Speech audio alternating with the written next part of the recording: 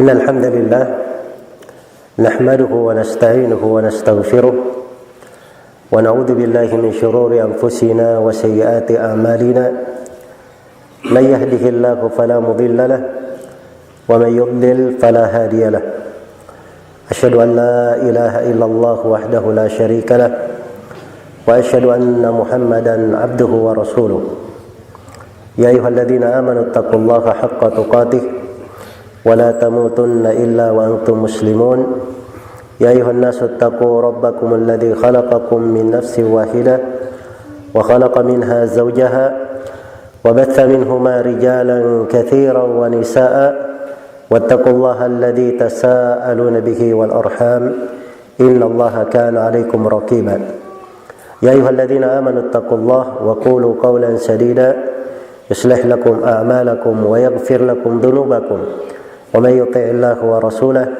فقد فاز فوزا عظيما أما بعد فإن أصدق الحديث كتاب الله وخير الهدي هدي محمد صلى الله عليه وعلى آله وسلم وشر الأمور محدثاتها فإن كل محدثة بدعة وكل بدعة ضلالة وكل ضلالة في النار. Kaum muslimin dan muslimat, hadirin dan hadirat, adik-adik sekalian, semoga Allah Subhanahu wa taala selalu melimpahkan rahmatnya kepada kita semua, menaungi kita semua di atas cahaya dan taufiknya, dan semoga Allah Subhanahu wa taala selalu menjadikan kita sebagai hamba-hamba yang dijaga di kehidupan dunia dan diselamatkan di kehidupan akhirat. Dan semoga Allah Subhanahu wa taala mengampuni segala dosa dan kesalahan kita dan menjadikan kita sebagai hamba-hambanya yang selalu mendekatkan diri kepadanya dan selalu membangun ketakwaan di dalam kehidupannya. Innahu waliyyu dzalika wal qadiru alaih. Kaum muslimin dan muslimat rahimani wa rahimakumullah, suatu kebahagiaan bagi saya pada malam hari ini berada di masjid yang berberkah ini. Semoga Allah Subhanahu wa taala menjadikan kita semua sebagai hamba-hamba yang saling cinta mencintai karena Allah, termasuk orang yang kunjung mengunjungi karena Allah Subhanahu wa taala, dan kita memperoleh dari keutamaan yang dikatakan oleh Nabi sallallahu alaihi wasallam bahwa Allah berfirman di dalam hadits qudsi, wajabat mahabbati lil mutahabbina fiyya wal mutazawirina fiyya wal mutajalisina fiyya wal mutazawirina fiyya. Allah berfirman, telah wajib kecintaanku untuk orang-orang yang saling cinta mencintai karena aku. Pertama, orang yang saling cinta mencintai karena Allah. Kemudian di kelanjutan hadits qudsi Allah berfirman, dan wajib kecintaanku untuk orang yang saling kunjung mengunjungi karena aku, dan wajib kecintaanku atas orang yang saling duduk-duduk karena aku, dan wajib kecintaanku untuk orang yang saling memberi karena aku, lil mutabadilina fiyya. Maka ini adalah sebuah keutamaan. Semoga Allah Subhanahu wa taala menganugerahkan kebaikannya untuk kita semua. Hadirin dan hadirat rahimani wa rahimakumullah. Waalaikumsalam warahmatullahi wabarakatuh. Pada malam hari ini saya ingin membacakan sebuah hadis dari Rasulullah sallallahu alaihi wasallam yang kita harapkan semoga hadis ini menjadi lentera untuk kita semua di dalam kehidupan. Hadis ini menjadi pijakan dan bekal kita di dalam menghadapi berbagai macam warna dari kehidupan ini. Kehidupan ini telah dijadikan oleh Allah berwarna, beraneka ragam, berubah-ubah. Tidak ada yang tetap. Tidak ada yang tetap. Itu sudah merupakan ketentuan Allah Subhanahu wa taala. Di mana kehidupan dunia ini dijadikan berubah-ubah. Allah berfirman, "Wa tilkal ayyamu nudawiluha bainan nas." Itulah hari-hari kehidupan yang kami buat bersilih ganti di tengah manusia. Itulah hari-hari kehidupan yang kami buat bersilih ganti di tengah manusia. Hari ini ada yang berbahagia, mungkin di hari besok ada yang bersedih. Hari ini ada yang datang, mungkin besok ada yang pergi. Hari ini ada yang menang, mungkin besok ada yang kalah. Hari ini ada yang dijayakan, mungkin besok dia dijatuhkan. Hari ini ada yang diberi kemudahan, mungkin besok diberi kesusahan. Itulah hari-hari kehidupan. Kehidupan dunia memang diciptakan oleh Allah untuk seperti itu. Makanya dia disebut dunia. Disebut dunia dan diperumpamakan di dalam Waalaikumsalam warahmatullahi wabarakatuh. Diperumpamakan di dalam ayat Al-Quran seperti air. Karena air itu tidak bisa tetap di atas sesuatu. Dan air itu akan pergi. Ya. Itulah kehidupan dunia ini. Karena itulah di kehidupan ini, kalau kita ada pijakan dan pegangan yang bisa kita jadikan sebagai modal di dalam kehidupan, maka itu luar biasa. Dan tidak ada yang bisa memberikan pijakan di dalam kehidupan melebihi Rasulullah SAW yang membawa agama Islam yang penuh dengan rahmat dan kemuliaan ini di tengah-tengah kita umat Islam. Rasul yang diutus oleh Allah Rabbul Alamin yang menciptakan semesta alam. Karena itulah wejangan-wejangan beliau harusnya selalu kita perhatikan. Maka di sini saya ingin mengangkat sebuah hadits dari wejangan Rasulullah SAW yang sangat bermanfaat. Haditsnya diriwayatkan oleh Imam Muslim di dalam kitab sahihnya. Waalaikumsalam warahmatullahi wabarakatuh. Dari sahabat Suhaib bin Sinan Ar-Rumi radhiyallahu taala anhu. Beliau berkata, Rasulullah sallallahu alaihi wasallam bersabda, "Ajaban li amril mu'min. Inna amrahu kullahu lahu khair. Wa laysa dzaka li ahadin illa lil mu'min." Nabi sallallahu alaihi wasallam bersabda, sangat menakjubkan perkara seorang mukmin itu. Sangat menakjubkan perkara seorang mukmin.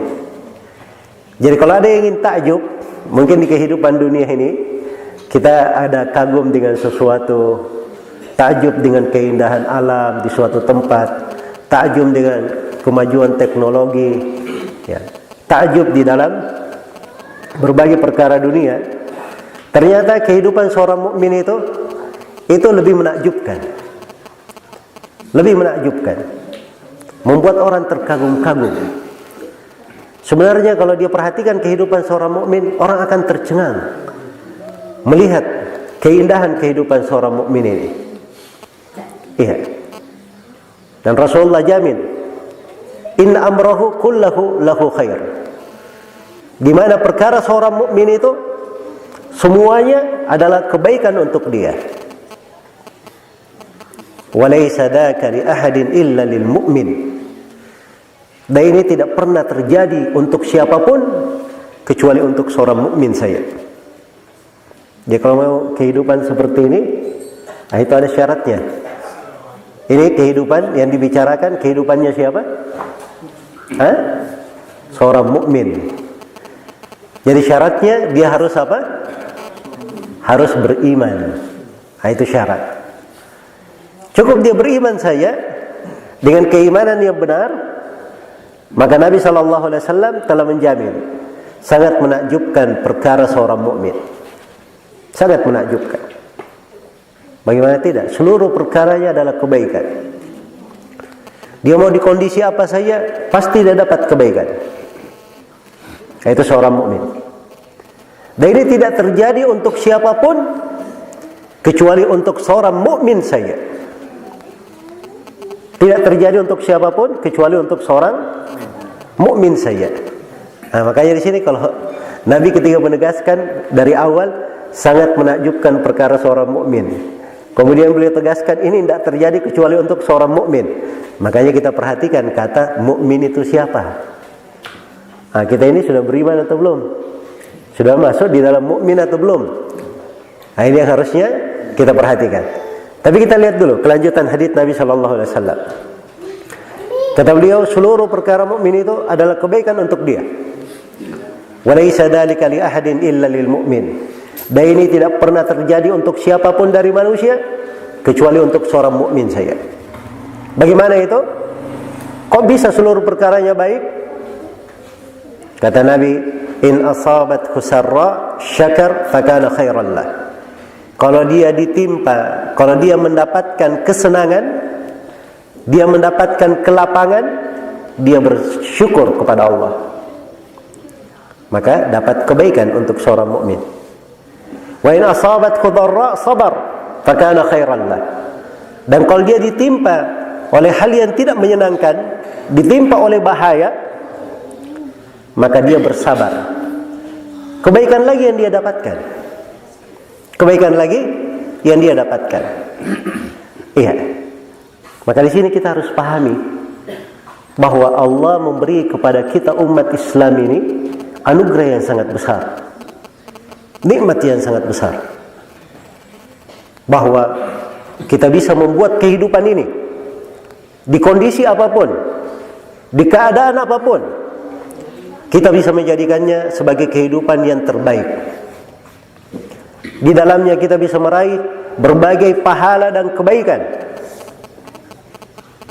Di kondisi senang, ada ibadah yang dia tegakkan, namanya syukur, dapat pahala. Di kondisi kena ujian, dapat kesusahan, ada ibadah lagi yang dia tegakkan, namanya sabar, dapat pahala. Di kondisi apa saja, dibukakan pintu-pintu ibadah. Iya, dibukakan untuknya pintu-pintu ibadah. Maka di hadits yang mulia, iya. Waalaikumsalam warahmatullahi wabarakatuh. Ini hadits yang mulia, patut untuk kita perhatikan dan kita cermati. Ya. Dan di kesempatan ringkas ini, insyaallah taala saya akan menerangkan beberapa pelajaran berharga dan pijakan-pijakan kehidupan yang kita petik dari hadits yang mulia ini. Hadits yang agung ini.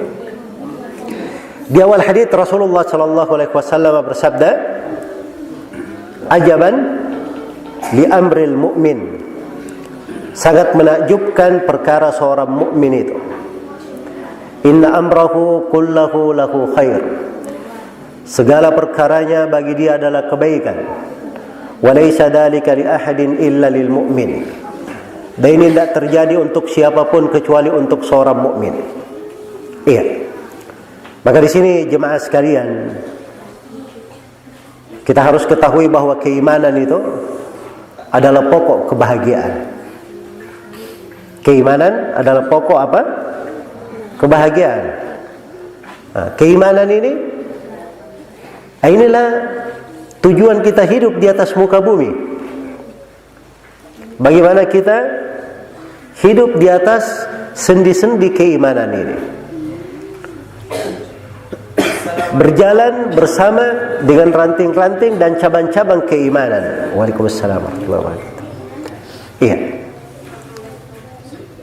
Keimanan inilah yang dikatakan di dalam Al-Quran, man amila salihan min dzakarin aw untha wa huwa mu'min falanuhyiyannahu hayatan thayyibah wa lanajziyannahum ajrahum bi ahsani ma kanu ya'malun.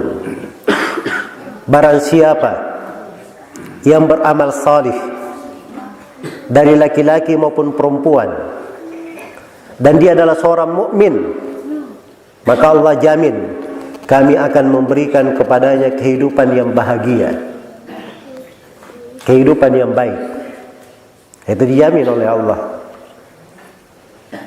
Salah satu syaratnya dia apa? Beriman kepada Allah Subhanahu wa ta'ala. Siapa yang beramal saleh dan dia adalah seorang yang beriman, mukmin, maka sungguh kami akan memberikan untuknya kehidupan yang baik, kehidupan yang bahagia. Banyak orang menyangka di dalam kehidupan dunia ini, orang bahagia itu kalau dia banyak harta. Bahagia itu kalau dia punya kedudukan. Mereka tidak mengerti arti dari kebahagiaan. Di dunia ini ada namanya kebahagiaan, memang Allah berikan untuk siapa? Untuk orang yang beriman. Belum tentu orang yang memiliki harta itu dia berbahagia. Iya. Dan kita melihat ya, banyak dari manusia yang memiliki harta tetapi tidak pernah merasakan kebahagiaan. Hatinya selalu gundah gulana, sibuk. Ya. Kadang ada orang yang di dalam sehari, kata Nabi SAW, man asbaha minkum aminan fi sirbihi mu'afan fi jasadihi indahu qutu yaumihi fakanna mahizat lahud dunya bihadafiriha. Siapa di antara kalian yang di pagi hari dia aman di rumahnya, dia sehat pada jasadnya, dia memiliki makanannya untuk hari itu, kata Nabi, seakan-akan dunia dan segala isinya menjadi milik dia. Seakan-akan dunia dan segala isinya menjadi milik dia. Ya, dan ini sifatnya seorang mukmin, karena dia ini merasa cukup dengan pemberian Allah. Nah, itulah kekayaan yang sebenarnya. Qanaah namanya. Al-ghina, merasa cukup. Karena itu dikatakan di dalam hadis riwayat Bukhari dan Muslim, laisal ghina an kathratil arad, innamal ghina ghina nafs. Bukanlah kekayaan itu dengan banyaknya harta benda. Kekayaan itu adalah kekayaan di dalam hati. Kekayaan itu adalah kekayaan di dalam hati. Nah, karena itu pokok bagi siapa yang menghendaki kesejahteraan, iya, dia harus siapkan dulu keimanan. Pasti Allah akan jamin untuknya. Walau anna ahlal qura amanu wattaqau lafatahna alaihim barakatim minas samai wal ard. Andai kata penduduk negeri beriman dan bertakwa, perhatikan syaratnya. Andai kata penduduk negeri apa? Beriman dan bertakwa. Lagi-lagi keimanan, itu sifat seorang mukmin. Maka kami akan bukakan untuk mereka berkah-berkah dari langit dan bumi. Di ayat yang lain, la akalu min fawqihim wa min tahti arjulihim. Mereka akan makan dari atas mereka dan dari bawah kaki mereka. Allah jamin rezekinya. Iya. Allah jamin rezekinya. Tapi rezeki itu seperti yang saya katakan tadi, nikmat yang paling besar adalah pada keimanan. Inilah yang membuat seorang hamba itu berbahagia dimanapun dia berada, di kondisi apapun dia di dalam kehidupannya, apapun yang dia dapatkan, bagaimanapun penghasilannya. Tapi kalau dia adalah seorang mukmin, Allah telah jamin ajaban li amril mu'min, menakjubkan perkara mukmin itu, mengherankan. Inna amrahu kullahu lahu khair. Seluruh perkaranya adalah apa? Adalah kebaikan. Walaysa dzalika li ahadin illa lil mu'min. Dan ini tidak terjadi kecuali untuk seorang mukmin. Tapi sekalian, para jemaah sekalian, diperhatikan syaratnya. Syaratnya dari apa? Dia adalah seorang mukmin yang beriman. Ini syarat keimanan. Ini syarat pokok. Ya, dan ini dari syarat keislaman kita. Iya, dari syarat keislaman. Rukun iman ada berapa? Rukun iman? Rukun iman ada berapa? 5. Ada 6. Iya. Rukun iman, iya 6. Kalau rukun Islam ada berapa? 5. Ada 5. Jangan dibolak-balik ya adik-adik ya. Kalau rukun Islam itu apa? 5. Yang pertama, syahadat la ilaha illallah Muhammadar Rasulullah. Rukun Islam yang kedua, menegakkan salat. Rukun Islam yang ketiga, mengeluarkan zakat dulu, zakat. Rukun Islam yang keempat, puasa. Rukun Islam yang kelima, haji. Baik, ada yang bisa mengulangi rukun Islam 5 tadi? Kalau ada yang bisa mengulangi, saya beri hadiah. 5 rukun Islam. Angkat tangan, siapa yang tahu 5 rukun Islam? Ayo. Yang pertama, Baca 2 kalimat syahadat. Yang kedua, sholat 5 waktu. Terus yang ketiga, mengeluarkan zakat. Yang keempat, puasa. Yang kelima, naik haji. Bagi siapa yang mampu. Masya Allah, pintar ya, si beri hadiah. Ya, sini. Masya Allah. Ya. Baik. Jadi itu 5 rukun Islam. Kalau rukun iman apa? Ada berapa rukun iman tadi? Ada 6. Yang pertama, antu'mina billahi wa malaikatihi wa kutubihi wa rusulihi wal yaumil akhir wa tu'mina bil qadari khairihi wa syarrihi. Rukun Islam, rukun iman ada 6. Yang pertama, beriman kepada Allah. Yang kedua, beriman kepada malaikat. Yang ketiga, beriman kepada kitab-kitab Allah. Yang keempat, beriman kepada Rasul-Rasulullah. Beriman kepada Rasul-Rasulullah. Yang keenam, yang kelima, Pada hari kiamat. beriman kepada hari akhirat atau hari kiamat. Yang keenam, beriman kepada takdir yang baik dan yang buruk. Baik, ini adik-adik perempuan ada yang bisa mengulangi 6 rukun iman, dikasih hadiah.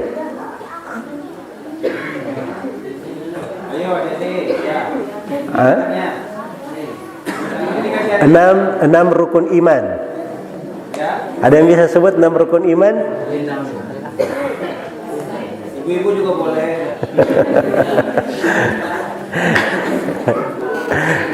Baik, coba adik kita nih. Berdiri, coba berdiri. Ayo. Rukun iman ada berapa? 6. Pertama, Beriman kepada Allah. beriman kepada Allah. Yang kedua, Beriman kepada malaikat-malaikat Allah. beriman akan adanya malaikat-malaikat Allah. Yang ketiga, Beriman kepada Rasul-Rasul Allah. beriman kepada Rasul-Rasul Allah. Yang keempat, Beriman kepada kitab-kitab Allah. beriman kepada kitab-kitab Allah. Yang kelima, Beriman kepada hari akhirat atau kiamat. beriman kepada hari akhirat. Yang keenam, Beriman kepada takdir yang baik atau yang buruk. Masya Allah, beriman kepada takdir yang baik dan yang buruk. Masya Allah. Dapat hadiah juga. Wah, habis nanti uang biru saya ini. Ayo, jangan. Baik. Jadi jemaah sekalian yang saya hormati dan saya muliakan, itulah tadi 6 rukun iman namanya. Jadi kalau seorang beriman, dia beriman kepada Allah, maka dia harus mengimani 6 rukun iman. Nah, itu pokoknya iman itu, apa itu iman? Iman itu ada yang terkait dengan keyakinan hati, ada yang terkait dengan ucapan lisan, ada yang terkait dengan apa? Anggota tubuh. Iman ini cabang-cabangnya banyak. Iya. Nabi sebutkan antara 73 sampai 79 cabang di sebagian riwayat.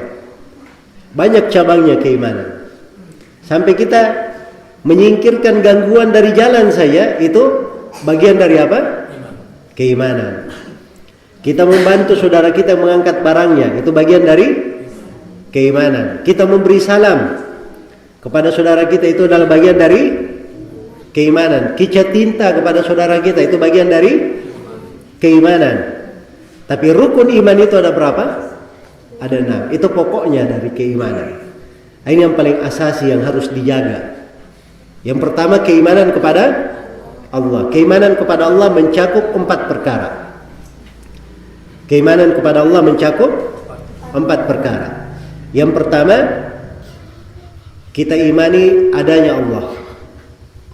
Yang kedua, kita imani bahwa Allah Maha Mencipta, Dialah yang Maha Mencipta, menghidupkan, memberi rezeki, Maha berkuasa, Maha mengatur segala perkara. Dan yang ketiga, dari keimanan kepada Allah, kita mengimani bahwa Dialah Allah satu-satunya yang berhak diibadahi. Iya. Nah, ini penting ya, keimanan yang ketiga ini. Nah, ini banyak umat Islam yang tidak. Waalaikumsalam warahmatullahi wabarakatuh. Banyak dari saudara-saudara kita umat Islam yang kurang memahami makna iman di sini. Iya. Kalau ada yang ditanya apa arti la ilaha illallah? Apa makna la ilaha illallah? Hah? Apa arti makna kalimat la ilaha illallah? Tidak ada Tuhan selain Allah. Itu terjemahan yang beredar di masyarakat kita. Dan itu terjemahan tidak cukup untuk la ilaha illallah.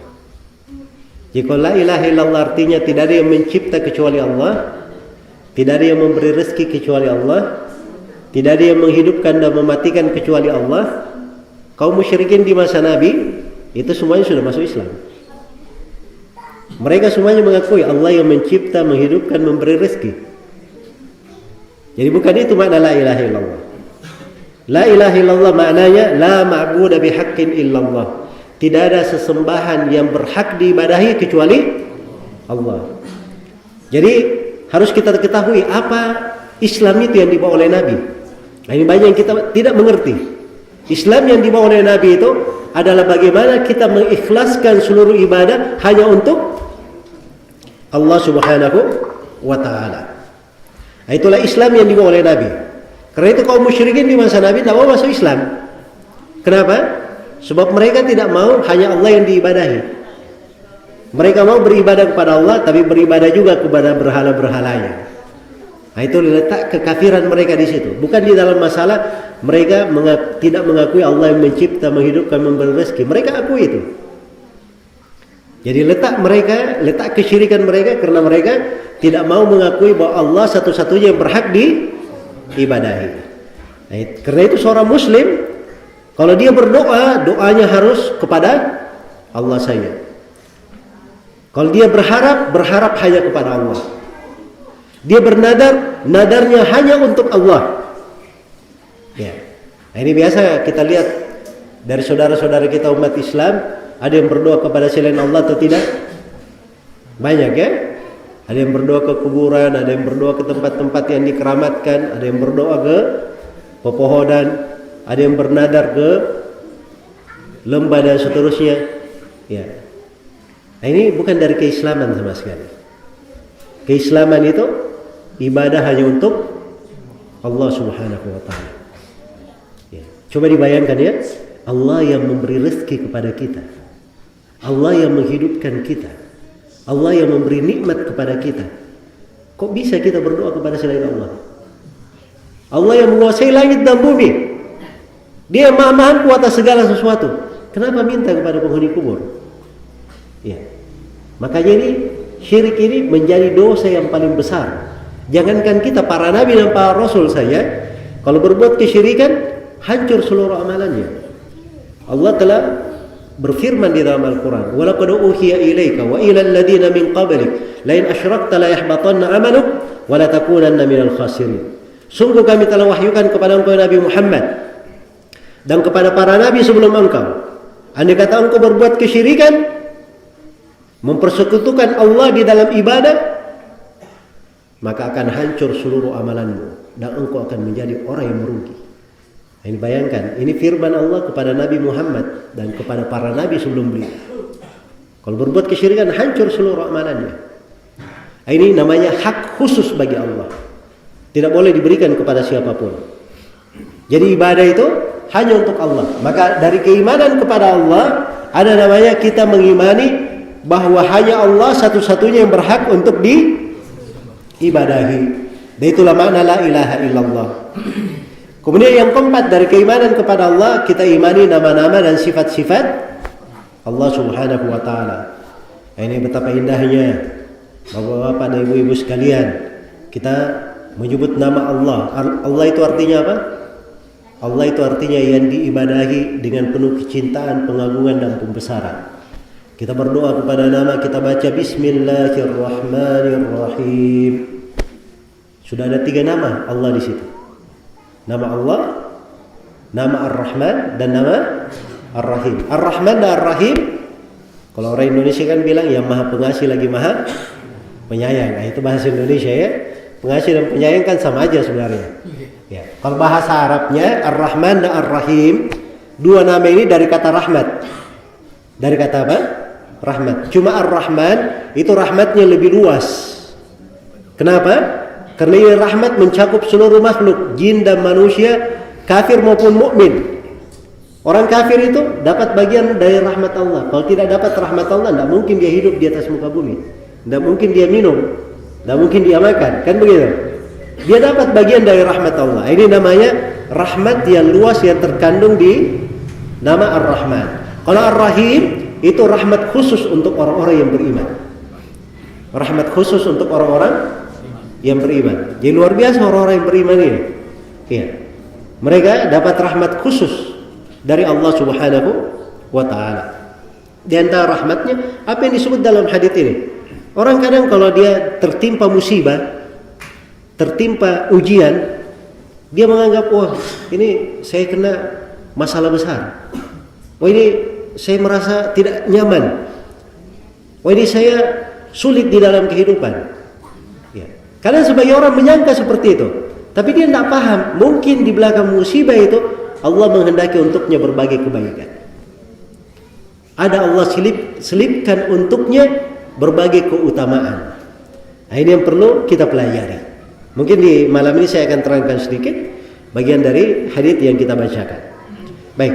Jadi rukun iman yang pertama tadi beriman kepada Allah. Dalam beriman kepada Allah tercakup 4 masalah, 4 perkara. Yang pertama kita imani adanya Allah. Yang kedua kita imani rububiyah Allah, bahwa Dia Allah yang maha bersendiri dalam segala perbuatannya, yang maha mencipta, menghidupkan, mematikan dan seterusnya.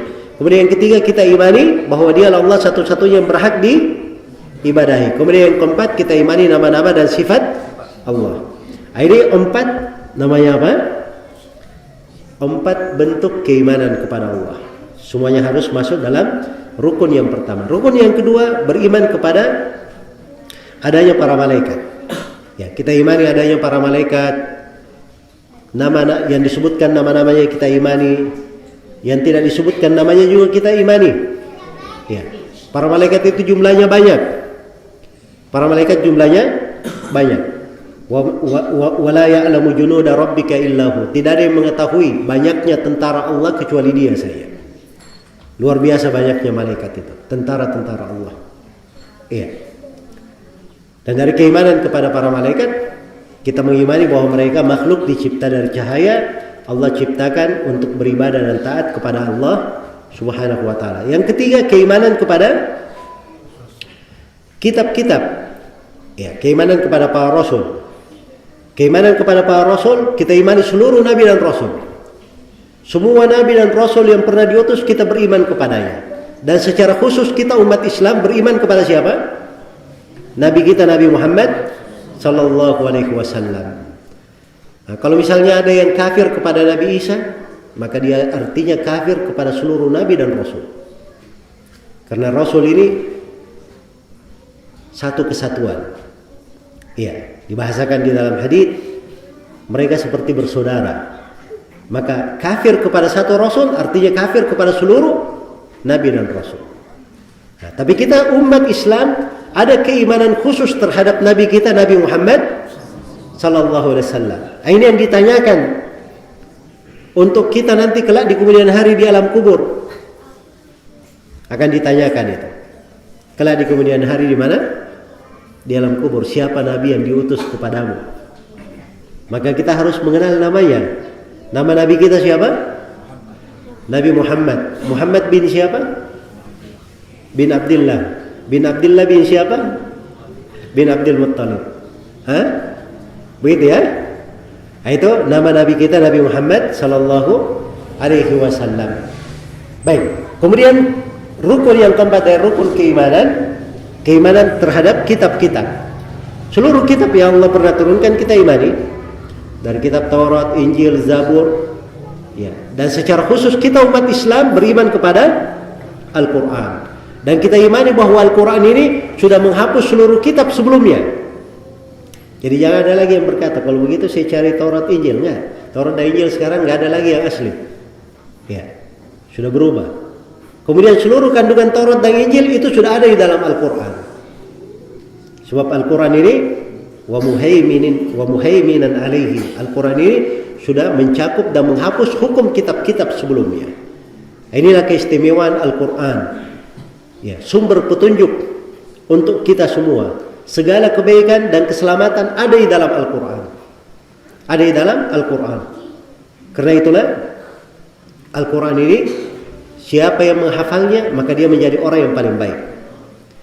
Ya, siapa yang mengamalkannya maka dia adalah menjadi orang yang paling baik. Bahkan kebaikan dibatasi oleh Nabi sallallahu alaihi wasallam pada Al-Quran saja. Kata beliau di dalam hadits yang diriwayatkan oleh Imam Al-Bukhari dan Imam Muslim atau Imam Al-Bukhari, khairukum man ta'allama al-Qur'ana wa 'allama. Kata beliau, sebaik-baik kalian adalah siapa yang mempelajari Al-Quran dan mengajarkannya. Jadi yang dikatakan yang terbaik di antara kalian siapa? Cuma dua saja.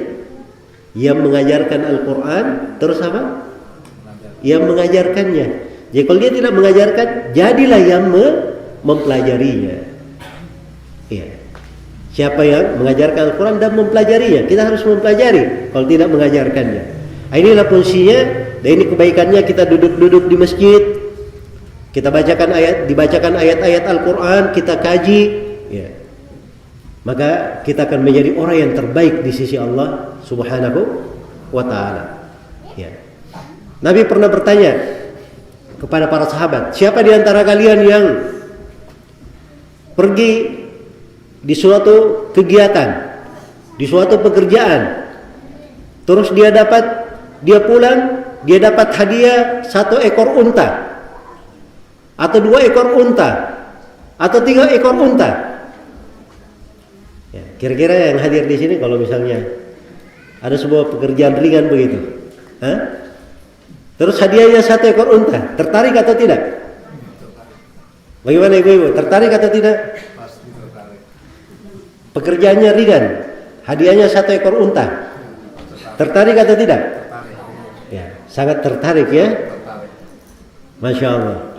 Nah, itu caranya bagaimana? Kata Nabi, kamu datang ke masjid, belajar 1 ayat, 2 ayat, 3 ayat, itu sama dengan dapat 1 ekor unta. Ya. Jadi luar biasa kebaikan-kebaikan diberikan untuk seorang mukmin ini. Nah, ini terkait dia mempelajari dari Al-Quran tersebut. Karena itu Al-Quran ini banyak keutamaannya, berbagai kebaikan yang ada di dalamnya. Kemudian rukun yang kelima dari rukun iman. Rukun iman yang kelima adalah beriman kepada hari akhirat. Hari akhirat. Itu bahasa lebih umumnya ya kalau hari akhirat. Kalau hari kiamat kan itu kalau sudah dikubur kemudian dibangkitkan. Nah, kalau hari akhirat itu kalimatnya lebih luas. Hari akhirat, kubur, alam kubur, kematian itu masuk akhirat juga. Karena ketika seorang berada di kubur, itu adalah awal perjalanannya ke akhirat. Awal perjalanannya kemana? Ke akhirat.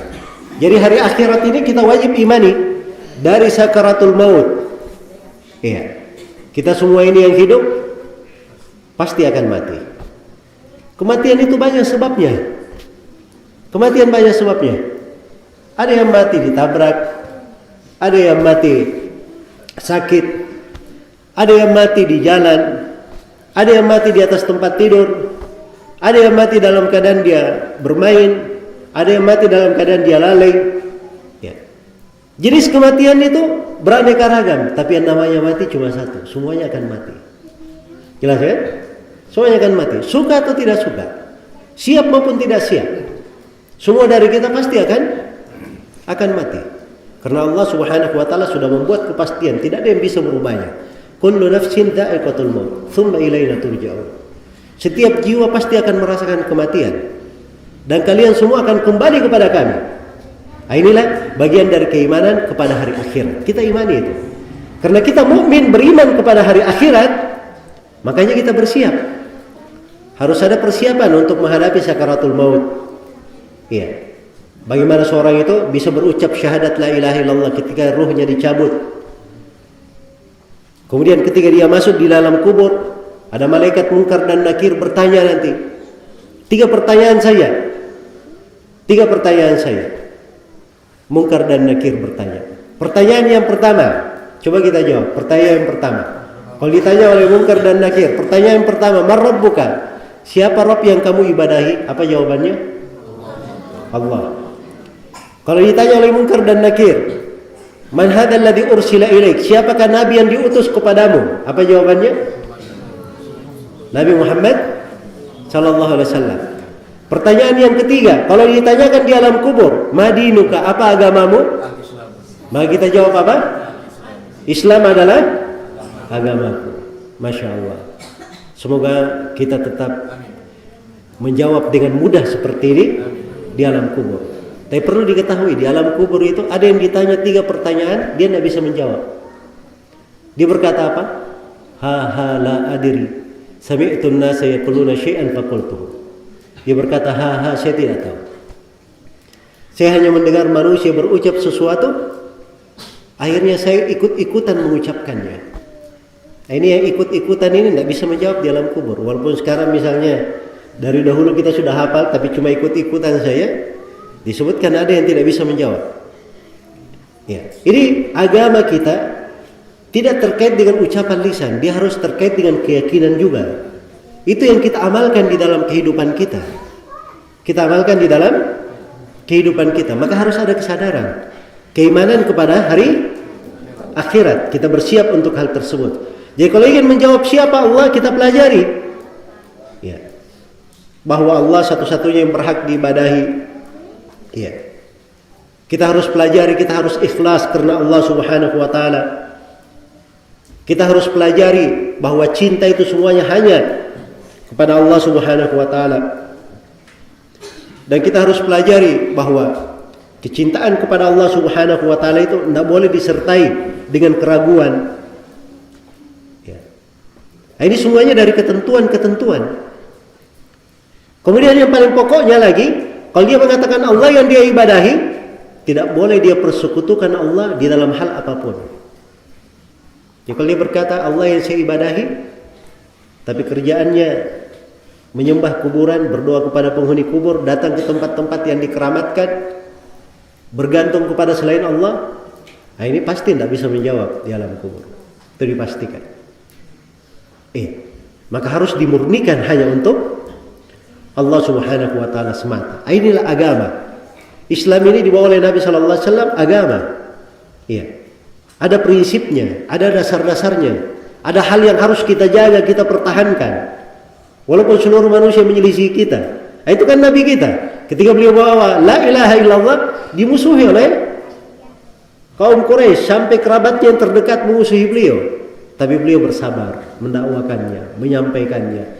Sampai alhamdulillah di hari ini kita merasakan nikmatnya Islam. Nah, ini semuanya karena kesabaran Rasulullah SAW dalam menyampaikan agama ini. Baik, jadi keimanan kepada hari akhirat masuk di dalamnya kehidupan di alam kubur. Masuk juga di dalamnya hari kebangkitan. Dan di hari kiamat itu ketika hari kebangkitan, ya, ketika semuanya dibangkitkan dari kuburnya, maka semuanya berkumpul di padang mahsyar. Kita semuanya akan dikumpulkan di mana? Di padang mahsyar. Makhluk yang paling pertama hingga terakhir, jin maupun manusia semuanya akan berkumpul di situ. Dalam keadaan tidak berpakaian, tidak beralas kaki, dan tidak dihita. Ada yang pernah tanya kepada Nabi, ya Rasulullah, kalau begitu saling melihat. Kata Nabi SAW, keadaan di hari itu sangat dahsyat.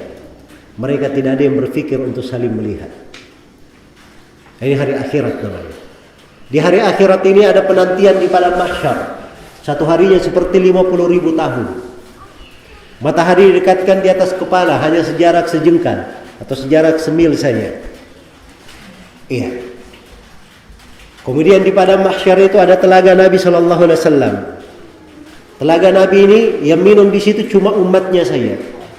Makanya hati-hati kita di kehidupan dunia ini. Jangan sampai kita bermusuhan dengan Nabi pada hari kiamat. Iya.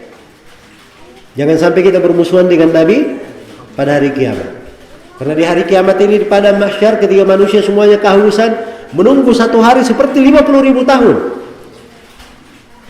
Ini kita saja di kehidupan dunia satu hari saja mungkin paling lama 15 jam atau terus matahari sedemikian jauhnya, itu luar biasa mengeluhnya kita ya. Ya. Nah, ini satu hari seperti 50.000 tahun, matahari di atas kepala itu tidak pernah terbenam. Apa yang kita akan lakukan? Dari mana kita akan minum? Ya, tidak ada warung di waktu itu. Tidak ada kios, tidak ada yang bisa kita tempati untuk minum. Hanya ada telaga Rasulullah SAW. Telaga Nabi ini, dan setiap Nabi punya telaga. Telaga Nabi Muhammad hanya didatangi oleh umatnya. Minum dari telaga Nabi. Siapa yang minum satu teguk dari telaga Nabi, dia tidak akan haus selama-lamanya. Tapi ingat, ini untuk umat siapa? Nabi Muhammad SAW. Karena di hari itu ada yang diusir dari telaga. Dia ingin masuk tapi diusir. Ketika ditanya, Rasulullah berkata, itu umatku, kenapa diusir? Maka dikatakan kepada beliau, innaka la tadri ma ahdatsu ba'dak. Sungguhnya kepada Nabi Muhammad, kamu tidak tahu orang ini mengada-adakan perkara baru setelahnya. Ini orang yang menyelisihi perkara Nabi. Apakah dia murtad atau bikin perkara baru dalam agama tidak ada tuntunannya, atau dia berbuat dosa-dosa besar? Dikhawatirkan dia diusir dari mana? Dari telaga Rasulullah sallallahu alaihi wasallam. Kemudian setelah itu ada syafaat namanya pada hari kiamat. Ya. Ini kita wajib mengimaninya. Nabi memohon supaya hisab disegera. Kemudian ada hisab. Setiap dari kita ini akan mempertanggungjawabkan amalannya masing-masing. Ada catatan di sebelah kanannya, ada catatan di sebelah kirinya. Kemudian ada timbangan. Amalan kita itu ditimbang. Ada yang amalannya ditimbang, ada yang catatan amalannya ditimbang, ada yang orangnya langsung ditimbang. Ada yang orangnya langsung ditimbang. Sampai Nabi SAW sebutkan, didatangkan seorang yang gemuk, tetapi timbangannya tidak senilai dengan sayap nyamuk, saking ringannya. Iya. Kemudian setelah timbangan, sudah pastilah manusia dia ke surga atau ke neraka. Maka seluruh dari penduduk surga dan penduduk neraka harus melalui jembatan yang dihamparkan di atas punggul neraka jahanam. Yang penduduk neraka pasti jatuh, neraka di bawahnya. Yang penghuni surga dia akan melewati jembatan ini. Melewati jembatan ini. Iya. Kata para ulama, kenapa semuanya melewati neraka? Penduduk surga juga melewati neraka. Ya, supaya mereka bertambah keyakinan besarnya nikmat surga. Ya, ketika sudah masuk ke dalam surga, mereka semakin bersyukur kepada Allah. Ya Allah, alhamdulillah, kami sudah masuk di dalam surga, diberi hidayah, kami dijauhkan dari api neraka. Semakin mereka bersyukur kepada Allah Subhanahu wa ta'ala. Ya, setelah jembatan ada surga. Ini semuanya kehidupan akhirat. Ini wajib kita imani. Dan kehidupan akhirat ini untuk kebaikan kita di sana, kemudahan kita di sana, yang menentukannya adalah amalan kita di dunia ini. Amalan kita di mana? Di dunia ini. Karena itu bapak-bapak dan ibu-ibu sekalian, tidak perlu khawatir. Iya. Apa yang kita saksikan ini kehidupan dunia saja. Dari harta benda yang kita miliki itu kehidupan dunia. Allah beri kepada siapa yang Allah kehendaki, Allah cabut dari siapa yang Allah kehendaki. Ada musibah, ada gempa maupun tidak ada gempa, Allah Subhanahu wa ta'ala memang sudah menentukan hal tersebut di tengah kehidupan manusia. Ya. Di tengah kehidupan manusia. Karena itu yang kita pikirkan, yang harus kita siapkan dengan baik, bagaimana kita beramal dengan amalan soleh di mana? Di dunia ini. Di hari kiamat, ketika matahari didekatkan di atas kepala, di situ manusia ada berbagai golongan. Di antara golongan manusia ada yang diteduhi oleh Allah di bawah teduhan arsy. Kenapa diteduhi oleh Allah? Karena dia punya amalan yang menyebabkan dia diteduhi. Ya. Dan di antara manusia ada yang berkeringat. Saking dahsyatnya di hari itu, ada yang berkeringat sampai ke mata kakinya. Ada yang berkeringat sampai ke betisnya. Ada yang sampai ke lututnya, ada yang sampai ke pinggangnya, ada yang berkeringat sampai ke lehernya. Dan ada yang ditenggelamkan oleh keringatnya sendiri. Saking dahsyatnya hari itu. Nah, sama di atas jembatan. Jembatan yang dihamparkan di atas neraka jahanam ini. Oh, jangan dipikir jembatan yang biasa kita lewat di dunia. Ini jembatannya lebih tipis daripada rambut. Lebih tajam daripada pedang. Lebih tajam daripada pedang, sangat licin sekali. Di tengahnya ada sambaran-sambaran seperti duri-duri besar itu, menyambar-nyambar. Ingat, yang tidak bisa lewat di bawah adalah apa? Neraka jahanam. Tapi rupanya manusia melaluinya sesuai dengan kadar amalannya. Ada yang melaluinya seperti kilat, ada yang melaluinya seperti angin kencang, ada yang melaluinya seperti orang mengendarai kuda, ada yang melaluinya seperti berlari, ada yang melaluinya seperti berjalan, ada yang melaluinya seperti merangkak. Dan tidak bisa melaluinya di bawahnya adalah apa? Neraka jahanam. Karena itu yang menentukan kebahagiaan kita adalah amalan kita sendiri, keimanan kita dan apa? Amalan soleh kita. Inilah keimanan namanya. Kalau kita beriman kepada Allah, keimanannya benar, kemudian Allah cabut nyawanya, pasti dia sudah beruntung. Karena itu ada seorang sahabat yang dia beriman kepada Allah dan dia belum pernah sujud kepada Allah walaupun satu kali sujud. Tapi dia masuk surga. Bagaimana itu? Dia di medan peperangan, dia masuk Islam, lalu berperang, terbunuh di jalan Allah. Dia masuk surga dan belum pernah apa sujud, satu sujud pun. Iya. Maka amalan-amalan ini, peluang di dalam kehidupan kita ini, kita harus jaga dengan baik. Kita jaga rasa cinta kita kepada Allah, harapan kita. Ini harapan jangan dihilangkan di kondisi apapun. Seorang mukmin itu selalu berharap kepada Allah. Ya, seorang mukmin itu tidak pernah ada putus asa di dalam kehidupannya. Hidupnya selalu bahagia, selalu baik di kondisi apapun. Baik, jadi selesai sudah ya keimanan kepada hari akhirat. Ini yang kelima. Dan yang keenam, keimanan kepada takdir yang baik maupun yang buruk. Nah, ini takdir, ini keimanan kepada takdir. Kita imani segala yang menimpa kita itu datangnya dari Allah. Apa yang menimpa kita Allah sudah tentukan. Apa yang tidak menimpa kita Allah juga sudah menentukannya. Segala yang terjadi di atas muka bumi ini itu sudah ditakdirkan oleh Allah 50.000 tahun sebelum diciptakannya langit dan bumi. Iya.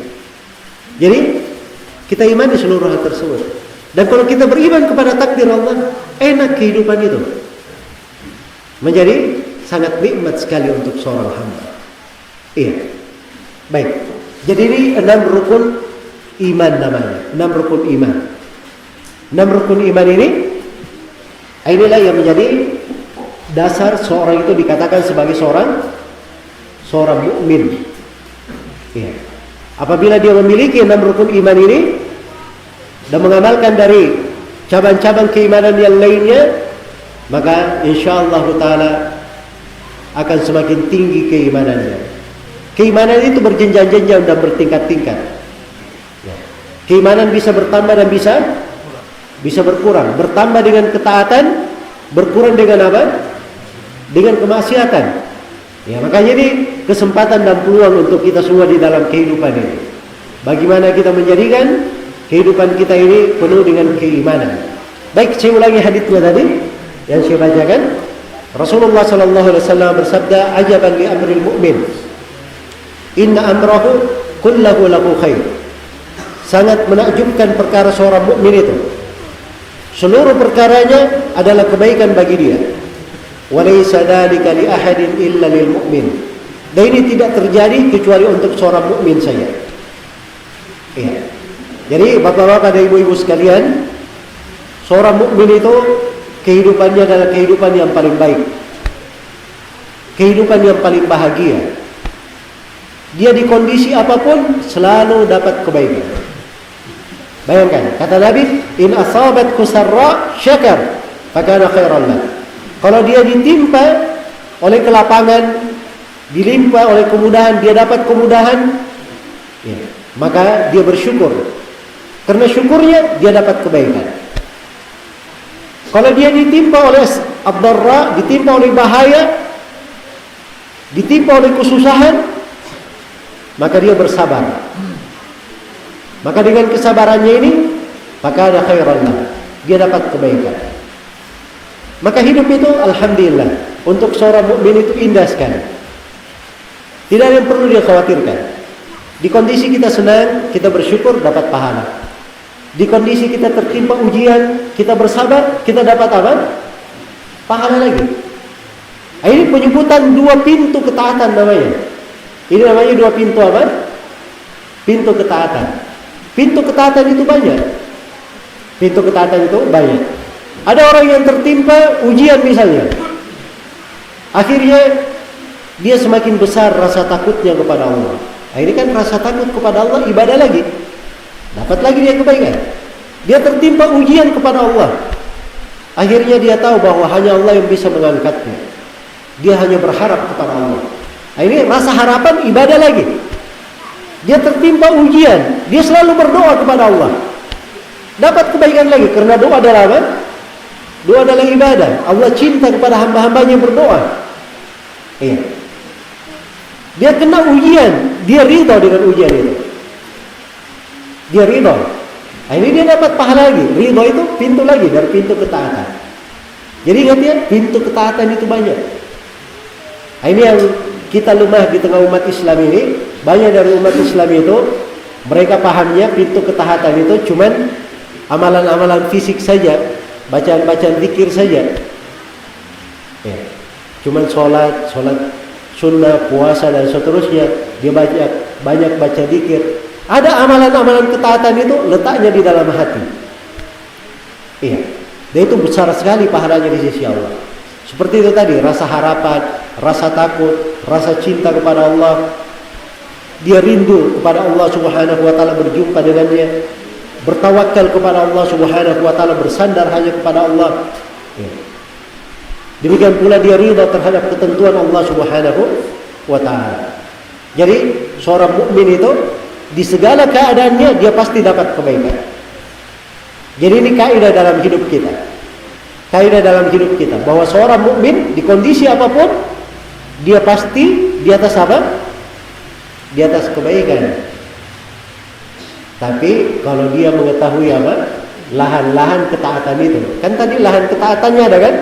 Kalau dia dapat kelapangan, lahan ketaatannya namanya syukur. Dia bersyukur dapat kebaikan. Tapi kalau dia dapat kesenangan, kemudian dia tidak bersyukur, akhirnya menjadi masalah. Karena kalau dia tidak bersyukur, ini menjadi sebab datangnya musibah.